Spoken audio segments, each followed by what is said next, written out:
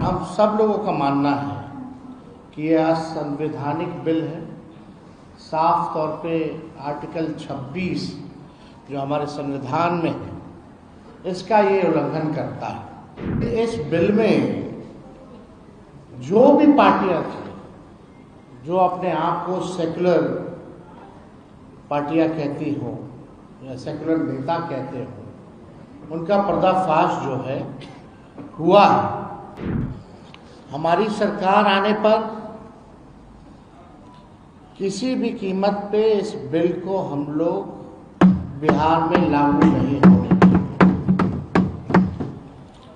कूड़ेदान में ये बिल को फेंका जाएगा हमारी सरकार जब बनेगी। वक्फ बोर्ड अमेंडमेंट बिल जो पार्लियामेंट में इंट्रोड्यूस किया गया, उसको लेकर के आज हम लोग जो है प्रेस कॉन्फ्रेंस रखे हैं और आप सब लोग जान रहे हैं कि राष्ट्रीय जनता दल ने इस बिल का जो है, चाहे लोकसभा हो या राज्यसभा हो, कड़ा विरोध हम लोग ने किया। इस बिल के अगेंस्ट हमारे सारे सांसदों ने वोट किया और हम सब लोगों का मानना है कि यह असंवैधानिक बिल है। साफ तौर पे आर्टिकल 26 जो हमारे संविधान में है, इसका ये उल्लंघन करता है। और ध्रुवीकरण की राजनीति, भाजपा के लोग देश को तोड़ना चाहते हैं, बांटना चाहते हैं। और जो असल मुद्दे जो है बेरोजगारी का, महंगाई का, पलायन का, देश की आर्थिक स्थिति का, इससे जो है गरीबी से मुद्दे से, इस असल मुद्दे से ध्यान भटका करके अपनी राजनीति को सीखना चाहती है। और आरएसएस और भाजपा के लोग संविधान विरोधी इसलिए हैं क्योंकि लगातार संविधान का उल्लंघन किया जा रहा है, क्योंकि ये लोग अपना नागपुरिया कानून को जो है लागू करना चाहते हैं पूरे देश में। हम लोग सामाजिक न्याय, धर्मनिरपेक्षता के मानने वाले लोग हैं। नीति, सिद्धांत, वसूल की राजनीति करते हैं। सत्ता में रहे ना रहे इसकी हमको परवाह नहीं, लेकिन हम लोगों ने आज तक अपने विचारधारा से कभी भी समझौता हम लोगों ने नहीं किया है, ना करेंगे और इस लड़ाई को जारी रखेंगे। माननीय मुख्यमंत्री जी अचेत अवस्था में हैं, उन पे हम कोई टिप्पा टिप्पणी नहीं करना चाहते। उनकी स्थिति को देख के हमको चिंता हो रही है।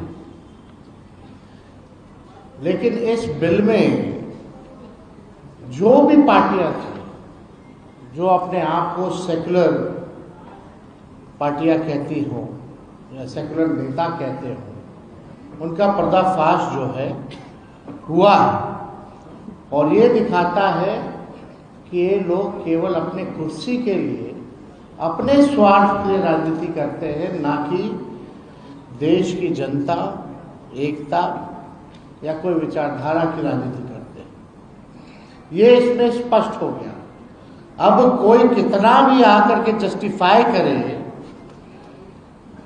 कि नरेंद्र मोदी जी और भाजपा के लोग जो है मुसलमानों का भला चाहते हैं और ये बिल जो है उनके पक्ष में है, तो कोई जो है मानना का काम नहीं करेगा। ये सच्चाई है। तो हम आप सब लोगों को बताना चाहेंगे, सूचना देना चाहेंगे कि जिस प्रकार से आरक्षण की लड़ाई, पिछड़ों का, अति पिछड़ों का, दलित आदिवासियों का जो हम लोगों ने 65% बढ़ाया था, जो बीजेपी आकर के रुकवाने का काम की साजिश के तहत आज ये कोर्ट में है और हम लोग कोर्ट चले गए, यानी आरक्षण की लड़ाई के लिए हम लोग कोर्ट गए, सदन में भी आवाज उठाया, सड़क पर भी उठाया।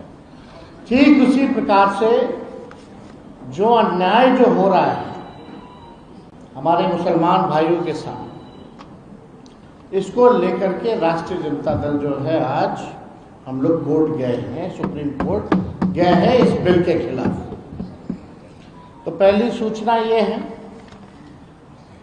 अब आप बताइए, दिन रात जो लोग मुसलमानों को गाली देते हैं, खुलेआम टीवी पे गाली देते हैं, संसद में इनके सांसद मुस्लिम सांसदों को मुल्ला जिहादी बोलते हैं, इनके सांसद और केंद्र मंत्री गोली मारो सालों को नारा ऐसी नारों का जिक्र करते हैं, प्रधानमंत्री कहते हैं इन्हें कपड़ों से पहचानो, प्रधानमंत्री कहते हैं मंगलसूत्र छीन लेगा, इनके बिहार के बछौल कहते हैं कि इनको चुनाव का वोटिंग का अधिकार छीन लेना चाहिए, होली में बाहर मत निकलो, और ये लोग ढोंग कर रहे हैं मुसलमान भाइयों के हितैषी होने का। ये हम सब पूरे देश की न्यायप्रिय जनता ये जानती है कि असल मुद्दों में से ध्यान कैसे भटकाए, इसलिए जो है ये बिल जो है लाया जा रहा है। हमारी सरकार आने पर किसी भी कीमत पे इस बिल को हम लोग बिहार में लागू नहीं होने देंगे, किसी भी कीमत पे। कूड़ेदान में ये बिल को फेंका जाएगा हमारी सरकार जब बनेगी। और मैं दलित भाइयों से, हिंदू और पिछड़े अति पिछड़े हिंदू भाइयों से कहना चाहता हूं कि ये आरएसएस बीजेपी दलित, पिछड़ा, आदिवासी को सामाजिक, राजनीतिक, आर्थिक, शैक्षणिक और धार्मिक रूप से मुख्य धारा में दूर करने की दीर्घकालिक प्रोजेक्ट है। यानी ये नहीं चाहते हमारे जो हिंदू भाई हैं, चाहे दलित हों, आदिवासी, पिछड़ा, अति पिछड़ा, अभी तो मुसलमान निशाना, लेकिन असल निशाना दलित है, पिछड़ा है, आदिवासी है, अति पिछड़ा है। ये लोग नहीं चाहते कि मुख्य धारा में जो हमारे पिछड़े हिंदू हैं, दलित हिंदू हैं, आदिवासी हिंदू हैं, ये मुख्य धारा में ना आए, इनको रोकने की साजिश है। इसलिए आपने देखा होगा 65% आरक्षण भी इन्हीं लोगों का इस एनडीए की सरकार ने हम लोगों की मांग की अनुसूची 9 में डालने का कैबिनेट से हम लोगों ने भेजा था, लेकिन नहीं किया। और मुसलमान के नाम पर, मुसलमान के साथ साथ ये मंडल वाले हिंदुओं का अहित और नुकसान करना चाहते हैं। मुसलमान ही नहीं, इसका निशाना दलित, पिछड़ा, सब लोग। आप लोग लगातार देखिएगा, गरीबी सबसे ज़्यादा, बेरोजगारी सबसे ज़्यादा, पलायन। ये कौन? ये पिछड़ा है, दलित है। इनको आपने नौकरी के लिए क्या किया? मुख्य धारा में लाने के लिए आपने क्या किया? हमने विधानसभा में आंकड़ा दिया था, 0.5% का भी आधा अति पिछड़ा और दलित समाज का ना डॉक्टर है, ना इंजीनियर है। ये बिहार में ये स्थिति है। आप इनके लिए क्या योजना ला रहे हैं? इनको कौन आगे बढ़ाएगा? इनको कौन मुख्य धारा में लाएगा?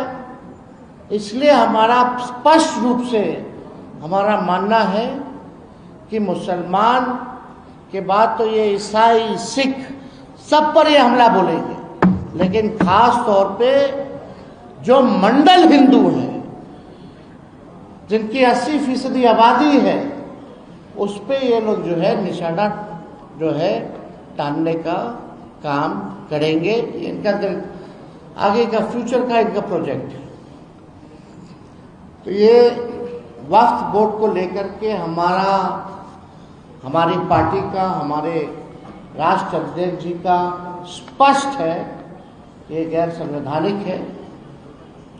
पार्लियामेंट में जिन लोगों ने इसका समर्थन किया है, इस बिल का, आने वाले चुनाव में इन लोगों को झेलना पड़ेगा।